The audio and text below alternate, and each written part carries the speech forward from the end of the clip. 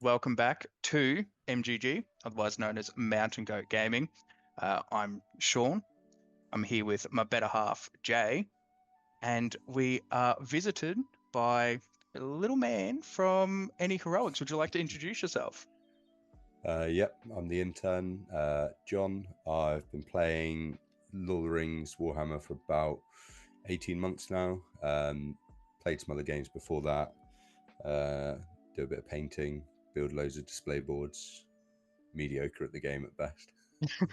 But 18 Depends on months and you've dived into it, so that's real good. That's real nice.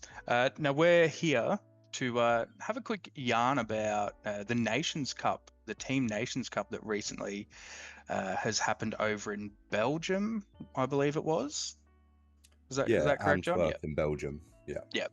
And the reason we've got you here is you attended as part of the English team. Yeah, so I was captain for England Lions, so the second team, also known as the Bin Juice. Those players that didn't quite make the cut / were filling in the numbers. Yep. But yeah, it was a really sick event. Well, we've obviously got just a few questions about the whole event, and obviously you being team captain of one of the teams sent over there, you're going to be able to help us answer a few of those. So I'll just get I'll get the screen share up, get our little PowerPoint going. While Sean's fumbling around with that, Done it John, quick. if you want to just give us a bit of that was very quick. I'm super impressed. I'm If you want to learning. just give a bit of an overview of the tournament, what was the format? How did the games go? Points limits, and kind of just break it down before we start diving into So this.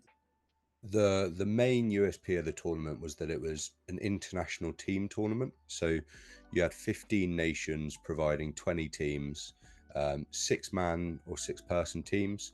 Each team brought 4 lists of good and 4 lists of evil. Then on the night before the tournament, each team whittled that down to the armies they were actually using, which was 3 good lists, 3 evil lists. There was then, before the start of each game, a draft system where you would pair your good list into their evil list. So the way I kind of described it, it's a bit like playing 2 simultaneous games of rock, paper, scissors, but you don't know what your opponent's playing. And then you played games. You had 2.5 hours for an 800-point game. You got additional points in the tournament for major wins versus minor wins. And the objective of each round was to either win 4 games across your 6 games in the team, or to get 17 points. And a major win was 5 points, minor win was 4 points, draw was 2, minor loss was 1, and a big loss was 0. So even if you were kind of thrown under the bus, which is paired into a really bad matchup, you might be playing someone that's really weak to shooting versus a trebuchet and 2 bolt throwers, which happened to me twice. If you can scrape out a minor win in that game rather than getting blasted off the table, that's really big That's for your all. team.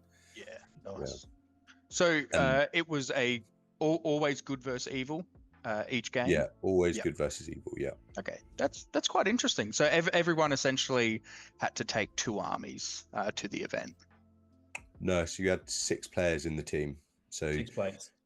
for example, I took my Angmar army, so I was only playing my Angmar army, and it meant I only played against good armies, and that was quite a big factor in picking what lists you wanted to take and also how you built those lists.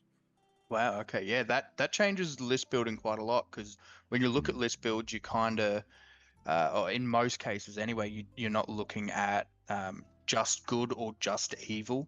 You've got to think about what's good taking, what's evil taking. You've got to really start considering that. But it kind of starts narrowing down how you build certain lists if you know that you're just going into good or you're just going into evil. So that's really, I really like that. That's brilliant.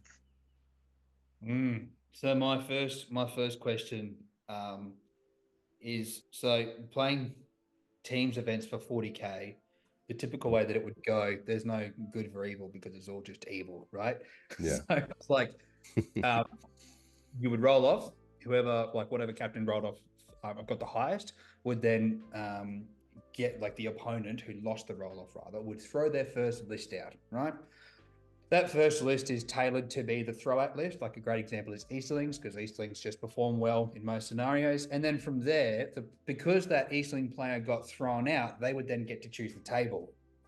Is that the similar fashion of how Nations Cup work as well? Yeah, if I put down an evil list first, when it's next my turn to put down a list, I would have to put down a good list. So you alternate that, yeah. So there's the actual, even just the draft itself is really, really complex, and there's a lot of, because some bits you see what your opponent's putting down, other times it's put face down, and then you don't reveal it until the next stage. So it's public information, say that we've put Dragon Emperor down first, but we don't know what list they've put down to counter when we have to pick our next list. That makes sense. So there's a lot of mind games going on pre-game as well. Yeah, definitely. And that's I think one of the two things that makes team formats really interesting. The first is the draft, and the second is that you're suddenly, compared to a singles event, so invested in your teammates' games. You might go to a tournament with your mates, but if it's a singles tournament, A, you might play each other, and B, you're always going to care about your games the most. Whereas in a team tournament, suddenly you've got 5 other games that you're really invested in, and you really want those other people to do well. So it suddenly becomes a group effort, and it's just a lot more fun. It's definitely the best way of playing any type of Warhammer, I think. That's definitely something I'd love to participate in eventually. See you next year then, Sean. Oh, hopefully. Right, let's move on. Right, so this is obviously the format. So we've just covered that. We know we know what's in our PowerPoint. It's fine. But last question was were the missions video, or was it just random? No, so it was full kind of chaos. There was no pools. They would roll the missions. There was no repeat missions, but you could play 3 Maelstrom in a row. We didn't, fortunately. But yeah, it was kind of full random missions. Yeah, how was that? How was that as a captain to prep? How did you go with that? I think it's quite difficult to prep for it. It just means you have to kind of be ready to play any mission. It not being veto means you have to think about who your leaders is. We saw a lot of lists taking Galadriel and Guahir, and typically you'd prefer in 17 out of 18 scenarios Galadriel to be your leader, but because there's that risk of contest coming up and you can't veto it out, you have to make Guahir your leader, otherwise that's just a lost scenario. You have to be taking a banner because you can't veto a banner out. We saw even the lists taking like the Master of Lake Town or Bard and Survivors of Lake Town, they were still taking a banner in their allies so that they weren't at a big disadvantage for missions like To the Death and Destroy the Supplies. Yeah. Now, as the team captain, how did you feel you went as a captain in terms of, were you quite strategic in your planning with your team, trying to figure out all the eeks on where to win, where to lose, and where to draw, and all that, or were you very much just go have fun, boys, let's party?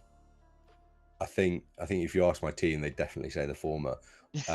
In 40k team tournaments, before a team tournament, you'll make a pairings matrix. So you'll go through, you'll look at the matchups between my list versus the 6 lists in the enemy team. However, Lord of the Rings is complicated by the fact that 18 different scenarios are so distinct from each other, whereas other game systems, you're basically playing the same mission every time. So you might have a really good matchup versus AOL in Contest of Champions, but a miserable time in a shooting scenario or recon, for example.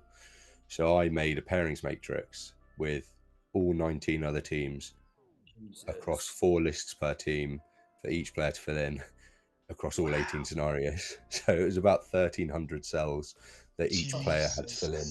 So times that by 6. I completed 100% of the matrix. No one else on my team did. But... Yeah, that's mental. Yeah, I think I'll have to streamline it for next year. That was my next question, was did you spreadsheet your pairings? And you... He did. Yeah. He absolutely did. the difficulty is a matrix like that is only as good as the predictions are accurate. I think we across the tournament, I've done the math and analysed it. We paired really well. We kind of did it as a collective, and based on what we had predicted the scores to be, we paired really well. We should have won most of our rounds. The difficulty was there was a round where I predicted myself a minor win, got a major loss. Stephen, my Any Heroics captain, predicted a major win, got a major loss. So when the predictions are no good, it kind of makes Bums it pairing out a bit. based on a spreadsheet not the optimal strategy. But Yeah. You that's know just what, a though? skill issue more than a spreadsheet issue. That's the beauty of Lord of the Rings, though. Like, because I come from teams 40K. Like that's the bread and butter here in Australia for 40K specifically. And Yeah. by the time you've got the matrix up, it's very much like you said before. You're playing the same thing. I can build a Tyranids list that will get 12 on the secondaries or whatever the fuck it is now, right? It's going to get at least 75% of those secondary points all day, That's the every day. man that played ITC. Yeah, you know what I mean. You can't stop that either way, and then I just have to play the primary mission. As long as I don't go into a Yeah. shooting army and get blown to shit off the board, we're done. Lord of the Rings doesn't work like that. Lord of the Rings, you can play like even if you're playing Dragon Emperor, right? Like we'll call it like the pinnacle list so far. Yeah. You can still have situations where terrain will fuck you, or a certain mission against a certain list can fuck you, or Broadgear just doesn't get any tremors off. Do you know what I mean? Like there's a couple of ways that this game can just swing, which I really like the fact that team events for Lord of the Rings feel so much more not like you said before, you predicted and you got all the rounds right, which as a captain is great on your behalf. Well done. But even if you Team line effort. up in that sense, it still can turn to shit. Like that to me, that's a tournament. And I love that skill really plays a massive factor.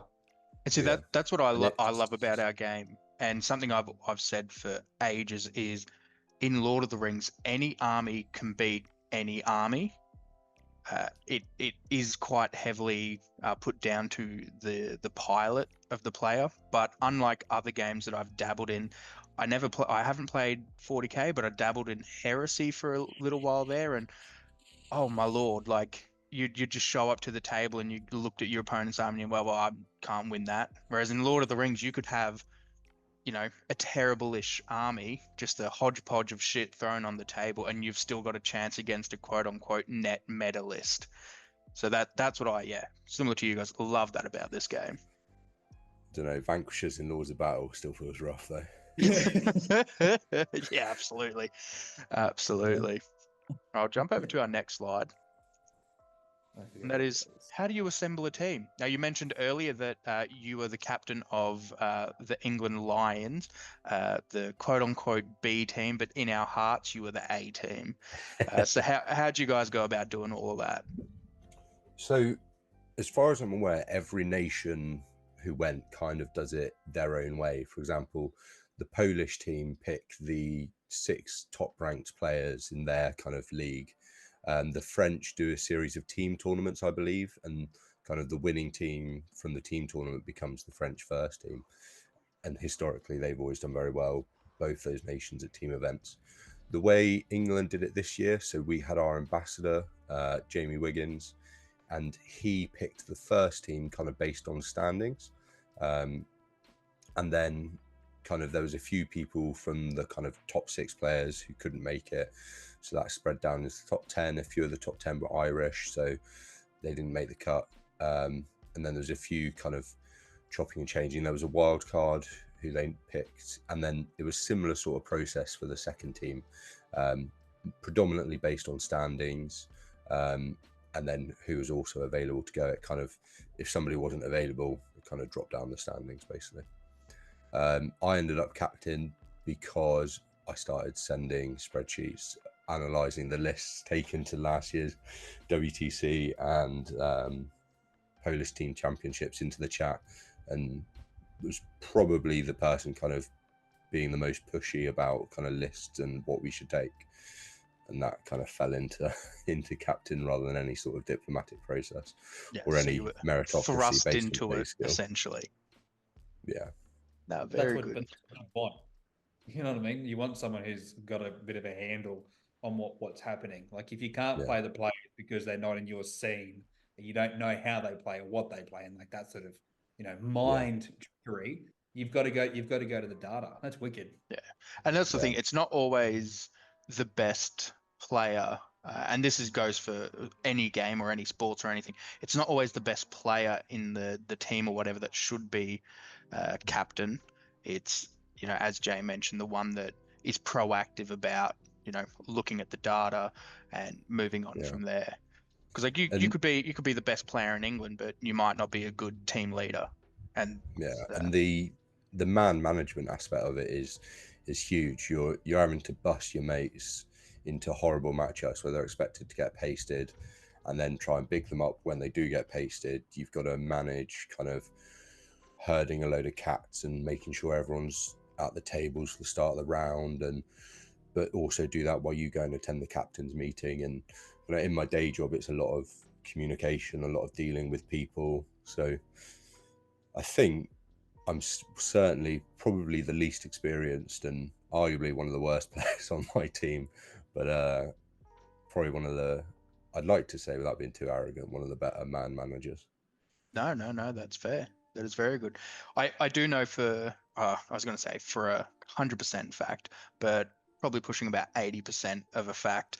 The way that we would have chosen the players to go over to the Nations Cup if we did send people over would have just been availability and who's got the money to fly over there. Because I know Kylie was talking about it for a while, and myself were also talking. And it all just came down to, all right, who do we think will go over because they've got the time and money to do so? And Yeah. sadly, it ended up being absolutely none of us had the time or money to get over there. But Yeah. no, man, it looking at this photo up here on the PowerPoint, like it just looks like a great time. I personally love meeting people from new communities, and because we're quite spread out here in Australia, you've got the Victorian community, you've got the New South Wales, you've got the Queensland community. Because we're so far away from each other, they're kind of separate communities. So it's always really, really good fun to go and meet them.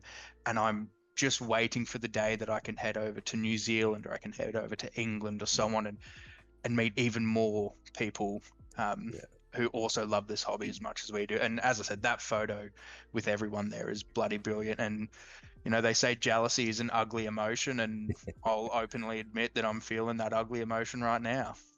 Yeah. I think any tournament, like, really, it's just an excuse. The Toy Soldiers is just an excuse to go and meet up with your mates. And then this tournament was so fantastic because you were in a team with your mates, meeting, I think, 120 like-minded players, all from different countries, all kind of a mix of not just kind of the culture around the game, but a mix of the culture kind of nationally. It was really, really cool. We got on really well with all the teams we played. I think, like any game, there was a few tense games in a couple of the rounds, but the vast majority, it was fantastic. And the social in the evening was great, kind of chatting with people throughout the event. It was fantastic. And that was something I wanted to touch on. So you guys had a social evening. I'm assuming that was end of day one between the 2 days. Did you as team captain have to stop anyone from getting a bit too bevved up that night? Not from my team. One of my Any Heroics colleagues, who will remain nameless, went. Stephen. What? Who? Oh, Stephen can't drink to save his life. It was Jordan. I mean, who was it? Jordan loves a beer. He was playing for Ireland, and he was on good form. But there was a lot of organised fun, and personally, I'm a big fan of organised fun. So I think there was beer pong, arm wrestling. What else was there? Jenga, chess, a pub quiz, and I can't remember what the final game was. Oh, it was Uno. And Yeah, nice. each team had to enter one person into each competition. So That's phenomenal. I ended up doing the arm wrestling, and my shoulder's still hurting. I got You're looking a shout bit out, ripped on the side. yeah, shout out to Mark, who's some massive Canadian farmer who just cleaned up in the arm wrestling. He was Corn-fed. a big strong boy. Yeah. Oh, But the England beautiful. Lions actually won the social. So Oh, we very won nice. I think we won 3 events, came second or third in a few others. So there was no prize for it. It was purely It's what's it the called? real Great. competition though. The The social accolade of competition. winning. Or Yeah. yeah. You guys can walk away saying we've bloody won something here. I reckon that'd probably be our biggest problem as an Australian team. I definitely know from me, I'd probably do very well day one, and then I would go and sink way too many beers, and I would bomb out day two, which I'm notorious for doing at I mean, quite a lot of events. So it'd be true so to the form. event was in a big hall that you can see in that photo. That's the back of the hall. Right outside there was a bar inside the hotel. So I think the bar opened 10 a.m. So that, assuming you'd last until the end of the day, Sean is optimistic. Yeah. If it's anything like me at Masters, as soon as that bar opened at 10:30, 11 o'clock, I was into the bar, drinking, bring it back to the table, playing my turn. I'd run out of a drink. I'd look at my opponent and go, drink, and then would walk to the bar and would come back. I think half of our game was us going and walking and waiting at the bar for a drink. So, so maybe I wouldn't do well day one. I play at my best when I'm half pissed. When you're absolutely smashed. Yeah, the way it should be, right? Yep, absolutely. So these are some of the stats that you created there, John, correct? Yeah, so I was the person who kind of collated all the lists and what teams had dropped on the Friday night. And then Ali King, who was one of the organisers, sent me through all the individual player data. And then I used that to kind of work out the win rates per, not quite per faction, but per combination. So basically per army. So you can see the win rate slightly different if it's Mordor and Serpent Horde versus if it's Mordor and Spider Queen. It doesn't take into account kind of how many players were playing each list. I have got that info in front of me if you want, but it means things like, for example, the Dragon Emperor's win rate was slightly below 50%, but there were 12 or 14 Dragon Emperor players. So that win rate's always going to edge a bit closer. Last Alliance, that famous evil list. There's a bit of a error from me there. I'm interested on the Mortal Isengard. How many people were playing that? I believe that was just one. Let me get up my. That makes sense. Obviously, you know, yeah. Take this data with a grain of salt in the sense of like if Mordor Isengard were paired into like lots of people like refer to it as green matchups, so they're paired into favorable matchups where they can get major wins or you know at least eke out wins quite consistently.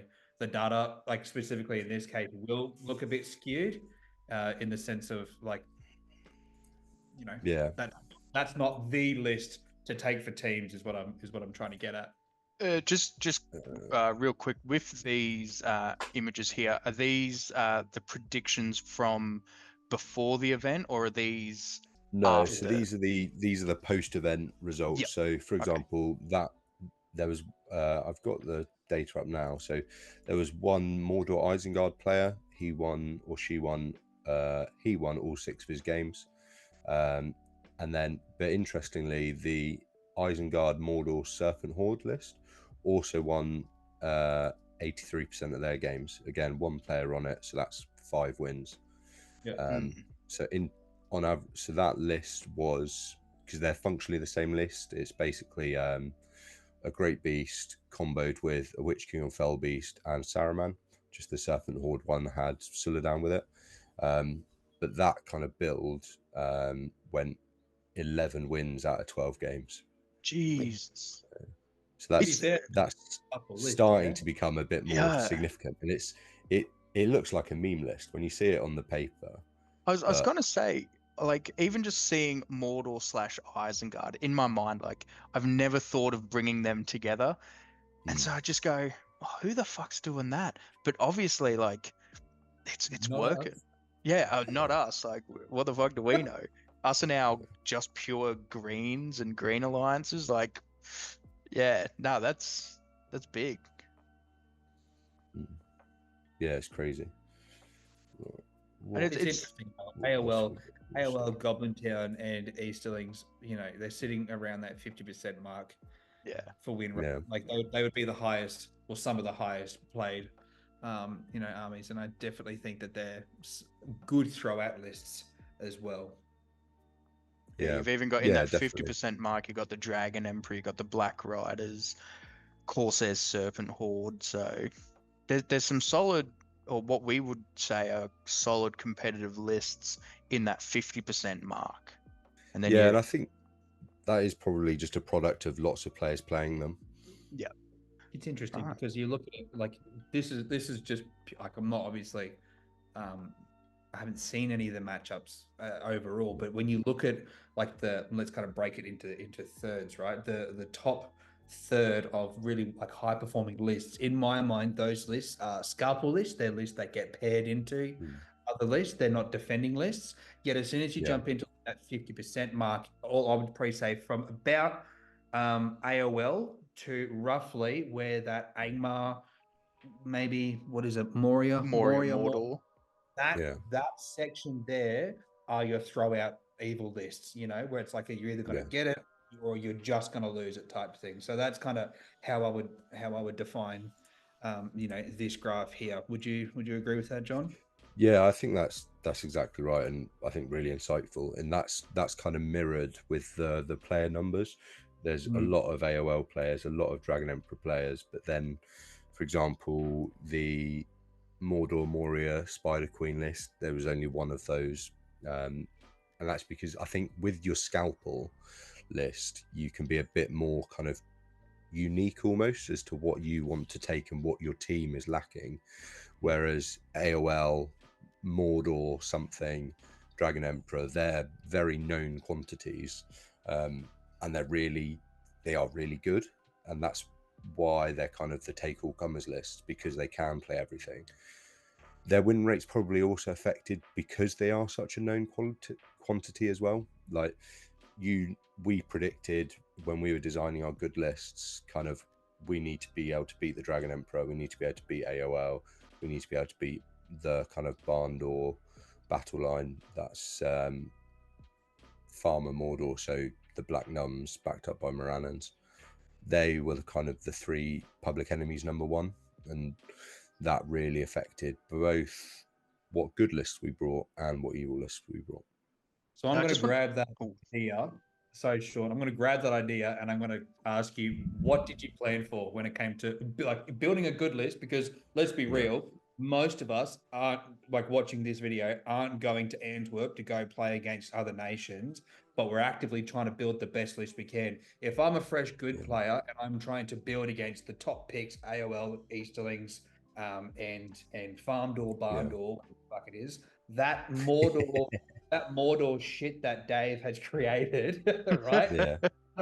How do I build a good list to counter or encompass as much in it as I So I can? think, so specifically for good, I think it's Yeah. actually maybe slightly easier, and it's also more applicable because the most common list you see are AOL, Dragon Emperor, Barndor, even in non-good v evil. So you basically have to kind of think it's really hard to build one list that kind of beats all three across all the scenarios. So generally the type of things that would beat Mordor and Dragon Emperor are fairly similar. You want a really good high quality battle line. Often that's going to be a bit more elite though. It might be elves backed by dwarfs. You're doing well to get to 40 models at 800 points there, and that just gets hosed at times by AOL. They outnumber you significantly and they can take out your big heroes, And it's those big heroes that conversely will do really well against Dragon Emperor, because Dragon Emperor doesn't have the control to deal with them, and they'll a kind of fight 6 strength 4 hero will chop through Eastlings and Black Dragons really efficiently. So that's why the kind of stock evil side of the teams, the AOL, Dragon Emperor, Barn Door, is a really good basis, because they all kind of protect each other's weaknesses. AOL and Dragon Emperor, AOL and Mordor really kind of thrive on dealing with big heroes. Anything kind of overly grindy will probably lose the battle line fights to Dragon Emperor. I think in terms of what you can take away in singles, you need kind of, I think the best way if you're trying to build a list to take on all three is cheap, choppy heroes. So somebody like a Theodred, who's really good value for his points, can really kind of chop through warriors. But if he does get pounced on by a bat, or if he does lose a fight to 6 kind of Easterlings with pikes, it's not the end of the world, and your whole kind of list doesn't crumble. Whereas conversely, something playing off, say, Boromir of Gondor, if you misplay and they can deal with, not Boromir of Gondor, Boromir Captain of the White Tower, and they can take out your Boromir, your list just falls apart.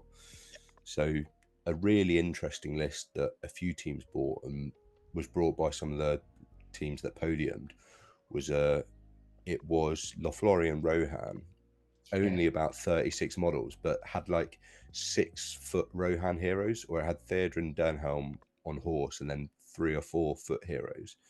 And they were really cool lists, because I was just going to say, this has given me some level of fucking vindication of running what I call mediocre heroes. I love mid-tier mediocre heroes. They're my favorite dudes in the game. I'm talking Ingolds, I'm talking Hurin the Tall, Orphan, Rumil, so on and so on. That kind of level. I love those heroes. I love bringing a bunch of them. And I always seem to do quite well with them. But then you've got those other people, and a lot of people in the Australian community bang on about, oh no, you've got to have your big hero. You've got to have, your Boromir of Gondor, Captain of the White Tower. Sorry, you've got to have all those, big stuff that do things for the list. And I'm like, yeah, they're great to have, and I do love taking Boromir, for example. But my God, do I love those, as you say, those choppy, mid-tier heroes. So this is really good to hear, and it's tickled me pink. I think that's definitely not just for good, but for evil. There's some heroes that are, some of the big heroes are so good. For example, the Witch King is so good. He's so reliable. It doesn't really matter if you're investing 200 or so points in him, or 150 for a slightly cheaper version. But somebody like Gulliver, and this is the reason we didn't take Gulliver in our lists, if your opponent gets lucky with shooting and they kill him, or that time happens where you roll 4 1s and then you re-roll it into a 2 with your banner, the game's gone just based on that one thing. Or if you take Elendil, who's an absolute beast, but there's been games where I've played against Elendil and he's rolled a 3 high, and I kill his horse, he's trapped, and I kill him, and then the opponent's list is playing 200 points down. Whereas if you take more kind of the mid-tier heroes, you get more might on the board, you spread out your threat, so it's harder to deal with, harder for your opponent to react to. And also, if one of them inevitably does whiff, and they will because we're playing a dice game, it's a lot less negatively impactful for you. And you also have more chances at high rolling, just because you have more power pieces, even if they're slightly less powerful doing it. But that time when you roll 3 6s to wound and you nuke your opponent's hero, that's just as unlikely to happen with, say, an Ingold as it is kind of a more expensive hero. But it's so much more impactful when you punch above your weight class. So and see, that was I think something that happened to me at Clash a couple of months ago. Was I took low tier heroes, as some would say. So I had Ingold, Kyrian, and Denethor, and just watching my opponents drain might on my mid tier heroes was phenomenal, and it kept my might presence on the board up. But also, if it wasn't for the fact that I had those two mid-tier heroes that I could throw into Gulliver and strike with both of them, I would not have succeeded in that game. So I think Gulliver had one turn of combat where he did incredibly well and minced a bunch of my troops. But then as soon as Ingold and Kyrian got into Gulliver, they both struck up and I went, cool, I've won this, you're trapped, now you're dead. And then once again, I've got those two mid-tier heroes to run off and just pick off troops, heroic combat off troops, and just say, cool, you've got the Witch King left, what are you going to do? Yeah. Yeah. And I think there are exceptions to the rule, like somebody like Guahir, who provides something really unique and good. He's expensive, but for all the things he can do in a game, he's worth his points. He's not very killy. He's deceptively unkilly, and he will fluff every single time. But the other things that he can do is really good. Somebody like the Spider Queen, slightly on the expensive side, but she will win games on her own as long as you don't mess up and fling her into shooting and then she dies to 3 elf bows. Yeah, absolutely. She can win the game on her own. And so this is really interesting. I feel like this in itself, we're trying so hard to make it relatable for people who are playing mainly single events. But this is more of a like a team format that we're seeing. Yet there's so many correlations that you can draw between the two. And we're kind of speaking to it as a whole here, in the sense of if you're someone who is going up against the Bundle or the Easterlings or the AOL, and you're trying to prep for it to do well at a singles event, there is no one list to rule them all, right? It's been and gone. They made a movie about it, and now we're playing it, right? But there's no way for you to encompass this hero to counter that hero, that hero, that hero, that hero. So a way to help, I suppose, stack the odds in your favor, speaking from a pure mathematics perspective, is take lots of little, we'll call them subpar heroes. They're mid-tier heroes. Yeah. So you've got more chances and more models to move around and on the board. Yeah. More moving pieces means more opportunities, which means better chances for you to, I suppose, eke out opportunities to win the game. Right? Is that fair to say? Yeah. I think that's exactly it. I think that's a really good way of summing it up. Thing I wanted to touch on with your list building and as part of a team, how much work did you guys put into together talking with each other on, I'm going to take, say, Gondor, and then this is the list I'm building, and then you, for example, would come and be like, hey, how about we make these changes, let's make these moves to try and counter this, have you thought about this? Was there a lot of that, or was there quite a lot of just I'm going to take Gondor and it's going to be this and let's yada yada move on? Yeah, so different teams did it differently. For example, England won, they kind of had the brain trust of Dave Farmer and Jakob kind of coming up with, these are the lists we're going to take, who wants to take what list. Whereas we did it a little bit more differently. We had some players who said, yeah, I'm flexible, I'll take whatever. Other players said, I'd prefer to take this. And we went in wanting to do as well as we could, but not at the expense of kind of forcing someone to play a list they hated. Yeah, definitely. So we looked at it more like archetypes. So we want a good list that can be a first put down. We want an evil list that will be a first put down. We pretty quickly settled on our evil lists. We were always going to take Dragon Emperor. We were always going to take AOL. And we had players who were we had a really experienced AOL player, so that was good. We had a player, Stephen, who had just bought my Dragon Emperor off me, so he was happy to play that. And then I was basically just waiting to pick up the pieces. Our good lists were a little bit more complicated. For a long time, one of our players was going to take like 20 Vault Wardens. Let's go! We ended up not taking that after he took it to a few singles events and got bodied. Chris, one of our players, was set on taking Minas Tirith because he wanted to enter into painting, and he actually won the painting competition. Oh, good on him. So he was justified doing that. But then we were deciding what sort of build of Minas Tirith do we want. We settled on quite a hoardy build to try and counter AOL. So we were quite flexible with what people were taking in good, at least, but then tried to tailor what people wanted to take into hitting the list archetypes that we wanted to have in the team, if that makes sense. Yeah, no, very good. All right, well, we'll move on to the average win rate of good teams. Look at that, Rivendell Fellowship. Do we have any information on what was running around in that Rivendell Fellowship list? Because if it's anything like here in Australia and a list that I've run a lot, it's just Rivendell Knights with, as I call him, Boromir of Rivendell. Was it something along the lines of that? I've got to check two different spreadsheets. Bear with me one second. I've got to work out which country it's from, and then I can look up the list. So Rivendell Fellowship is from Unquendor. Yeah. So I played against this list. It was from Unquendor, which was Netherlands 2, and this list was played by their captain Rosaline.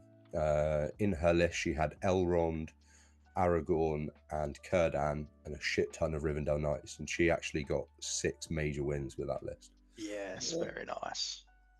Including Círdan's absolutely tearing me apart. I was going to say Círdan's quite an interesting inclusion in that. Like, my assumption is the entire list was mounted except for Círdan. Yeah. So how did they go about running Círdan in that list?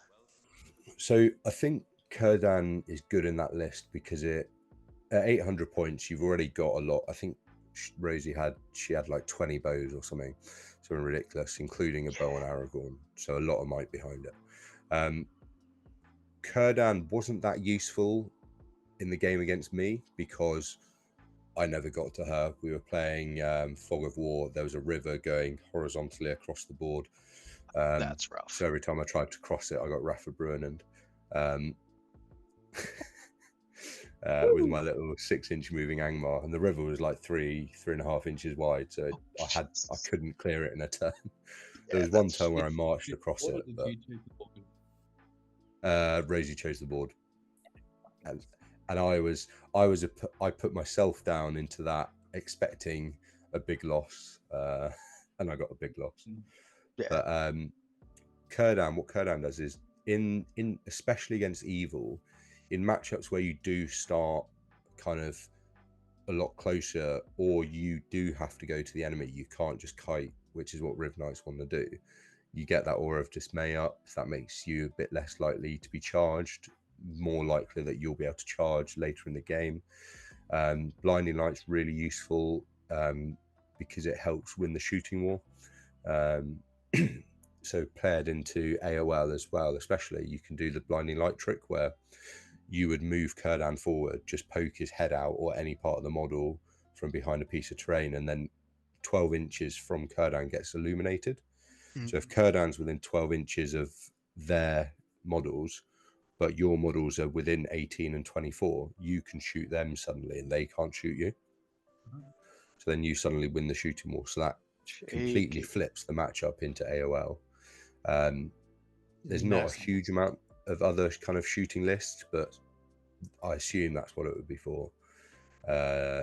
You'd be really happy you had Blinding Light versus the Corsairs Harad list. There was quite a lot of Isengard taken before lists were dropped, before the teams trimmed their list down from 4 to 3. But there's definitely more shooting on the good side, I think, than there is in evil at this tournament. But yeah, that's what I think it was, and it was really useful as far as I can tell. She was a hell of a player. She got 6 major wins at probably one of the toughest fields of a tournament you can go to. So yeah, no, works. Absolutely. A big congratulations to her for eking out that six wins. It's absolutely massive. There's a couple of interesting armies down here that are in interesting spots for me. So, for example, Rangers of Mirkwood, when they first got announced as a Legendary Legion, I remember everyone losing their mind thinking that they were going to be one of the toughest armies to go up against. But at every tournament that I've seen them being run at, and there was a Rangers of Mirkwood list run at Clash by Josh Coleman, who is considered one of the better players in Australia, struggled majorly with that list. So it's Yeah. interesting to see that that's also happening on the other side of the world as well with the list. Yeah, I think because it's obviously a massive skew list, which is okay generally in teams, but I don't think they have that many players. So I think the player who played it was probably fairly unsuccessful. But they're just so fragile. You're paying 14 points for a D3 model, and my 6-point orc wounds it on force. And Yeah, even though they will have 2 attacks, you don't have any spears. Once the lines meet, you're getting pasted. It probably is one of the scariest gun lines in the game, but they're so expensive you can't hoard out that much. Yeah, absolutely. And I think at 600 points, you're probably still looking at just under 30 shots, if I'm not mistaken, which is quite terrifying. But as you said, once those lines meet, and eventually lines do have to meet, they're dropping. Yeah, because and also 800 points, they've got no legs, especially when you're trying to deal with the bigger type of heroes. Yeah. Yeah. Legos and Tariel aren't. Absolutely, they're not going to stop shit. It is interesting, and I think this is true to how Riders of Theoden play. If Riders of Theoden get the matchup that they want, they do really well. And this bit of data shows it perfectly. And it was interesting what we were just talking about before with the Lothlorien fiefdom. Is that it? Lothlorien fiefdom. Which one's that one? Yeah, Lothlorien fiefdom Rohan. What is that? Because that's not Lothlorien Rohan that we're talking about before, or are they just are they banking on like Forlong Theodred and like Gladriel to back up with magic? So that was a Hussars list. Let me have a look for you. Single player list. So that was Galadriel, a bunch of elves, Angbor the Fearless, a captain of Dol Amroth, quite a few fiefdoms warriors, and then Theodred, 2 Royal Guard, and an Outrider. So it's basically Lothlorien fiefdoms, probably there's a decent amount of shooting they've brought. They've brought quite a lot of clansmen, so for Fearless. Man at arms for. Do they have pikes? They do, right? Mm-hmm. Yeah. So then they've also got 8 Guard of the Gladrim Court. So it's a way of getting cheaper pikes and then getting 3 attacks. So and quite that fight 6, yeah, very nice. Yeah, fight 6, 3 attacks in a fight, and then Theodred, like we mentioned earlier, he's a really good value, just killy troop killer. That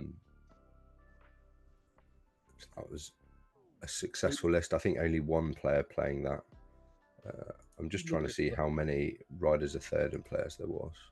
Yeah, while you're doing that, John, if you look at the general spread of good lists, you've got Lothlorien spread out everywhere. Like they are the Yellow Alliance of the good side. Hey, like that is the army you take. You've got Galadriel for support. You've got a Sentinel shenanigans, and you've got fight 6, especially in a good v evil scenario. Like it does not get better than Lothlorien to go against evil armies, because those lots of little heroes, your Gorbags, your Silladans, they see the Gladrim Court and go shit themselves. Yeah. Now I have to strike instead of combating. And that's huge. That's massive. Because with my kind of general thoughts on good armies is you've got a few lists like Beornings or Riders of Theoden who are the skew lists, but there's no real one good faction that has everything. So I guess Minas Tirith is probably the closest, because you've got some big heroes, you've got high defense, but you can get so much more by doing these 2-3-way yellow alliances. And the absolute best thing to bring is Galadriel and the fight 6. Like Galadriel herself is such good value. Sentinels are fantastic. Not Fountain Court Guard. Guard of the Gladrim Court are fantastic. It's And really, really all good just to drop like in. surprisingly cheap as well to slot into a list. Like you could just bring Galadriel and, another 150 points, and you're still Yeah, getting a big chunk into that list. So yeah. yeah, yeah, there's definitely a reason why you're seeing it spread so far across lots of different armies, and just in general, even on their own, they do very, very well. You see it in the only. Oh no, there was two good lists that won both their games. I don't know why my thing isn't showing that, but the Lothlorien Rohan Misty Mountains. I think I must have cut that off the graph or put it on the evil side. That's an intern moment. They had Galadriel, and then Theodred leading like 12 Royal Guard, which again in Good v Evil is really, really strong for that fearless front line. And then Gwahir dropped in, who provides something that you don't really get in Good, which is A, a monster, and B, that flying threat. Yeah. Again, not fantastic at just killing stuff in a straight up fight, but the threat of hurls, the threat of being able to pounce on enemy heroes, and just being able to do stuff with Compel and a flying monster is incredible. And that's, I think, the two probably strongest good lists in the game at 800 points at the moment are probably, they're both Lothlorien based. It's probably Lothlorien or Erebor, or maybe something Lothlorien and Rohan and Gwahir based. That list seems really strong to me.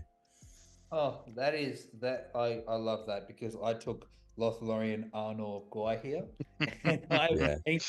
I tinkered with Lothlorien Rohan and Gwahir, but I had just painted Arnor. So that's hilarious. And I got voted as a shit list, so I hope Liam's watching this. Motherfucker. What is? I don't know what I can't fucking figure it out. SOLT. What's that? Survivors of Lake Town. Oh, of course. Okay. Yep. Yeah. There you go. So that was a really popular kind of build as well that we don't see very much in the GBHL, but the Europeans love it, and that's just any sort of variety combination of Lake Town, Thranduil's Halls, either Iron Hills or Erebor Reclaimed. So that sort of Battle of the Five Armies style. Some of them didn't have the dwarfs, some of them didn't have the elves, but those lists were really, really popular, and on the whole did really, really well, performed really well. Oh, beautiful. Yeah, if you look at the graph, it's definitely towards the lower end as well. Like, what would you put that down to? Is that the Survivors of Lake Town on its own, you mean? Or hang on. Let me Because yeah, so you've got Survivors of Lake Town that are down the bottom, and I've just seen them. They've just disappeared. Oh, hang on. Iron Hill, third, fourth. Okay. Yeah. I'm looking at the very last one over here. Survivors of Lake Town. Yeah. Yet if you look at them allied in, they've done very well. They've done very well. Yeah. I will say, so I think my heart hurts a bit seeing Army of Dale down there with a 30% win rate. The my truest and my most favorite of armies just sitting down there struggling. It could be worse. I think it must have cut off, but you've got Halls of Thranduil pure at 0%, and Fangorn Wanderers in the Wild combo at 0%, which is a bit rough for them. Absolutely. Whereas Halls of Thranduil allied in with Lake Town, especially for that kind of Thranduil, Legolas, and a Lake Town captain, you can get 45 models. Oh yeah, they're out here doing well on about 60. Yeah, it's really, really strong. It's fascinating seeing what allying different factions into each other can do to a list, because here in Queensland especially, a lot of players tend to play pure, or they'll just stick to green alliances. But it's really fascinating to see here. There's a couple of those yellow alliance and even triple yellow alliances that just complement each other so damn well that they really just throw them up the ranks in terms of how their win losses are. we saw it quite a bit last year in the GBHL. I was one of them. People playing Super Friends, which was the Army of Lake Town kind of package plus whatever kind of flavoring sprinkled in. So you take Army of Lake Town for 42 models and then all the best good heroes, whether that was Glorfindel, Guahir, Galadriel. That obviously got put in the bin. So you are seeing kind of other things replacing it, a bigger Lothlorien contingent, but it's still kind of those multi-way alliances seem to be the best thing that good can do. And if you are a narrative player at heart and want to keep it green, just play Battle of Fire Armies. It's really, really strong. It's still a green alliance. You're still fluffy, and you get to recreate the best fight scene in Middle Earth television or film. Ooh, hot take. That is a hot take. All right, those well, CGI swords when they like run over the dwarfs. Sick. Who's breaking cohesion like that? That's absolutely dumb. Here's my shield wall. Let's jump over the top of it, my guys. It's absolutely what could trash. possibly go wrong? Yeah. Well, that is really us here tonight, eh? Yeah. Is there any parting questions you've got in mind for us, Jay? No, I think we've covered a lot and actually dived a little bit further than I had anticipated. Yeah, absolutely.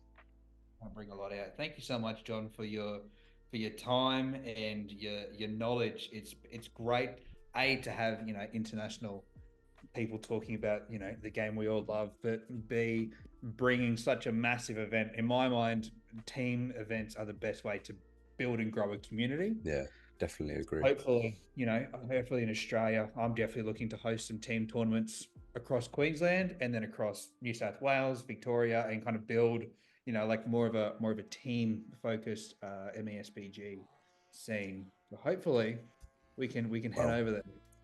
If I win the lottery, I'll fly over for it.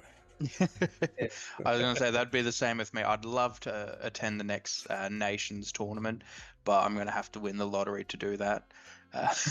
So I think the rest of Australia is going to have to win the lottery to do it because it's a bit pricey. Sponsor it with that sweet YouTube money. Look, glad if I can buy a coffee. We'll try and do it. I'll start selling feet pics again. But no, just yeah, with a little model in between each foot. Yeah, absolutely. I'll start rolling dice with my feet. But no, as Jay said, thank you for coming on, John. You've been absolutely invaluable with everything. Do you want to give us a little plug for Any Heroics? Let people know what they're doing, what you're up to. Check out Any Heroics on YouTube. We post battle reports. We do a weekly podcast looking at kind of tournament results.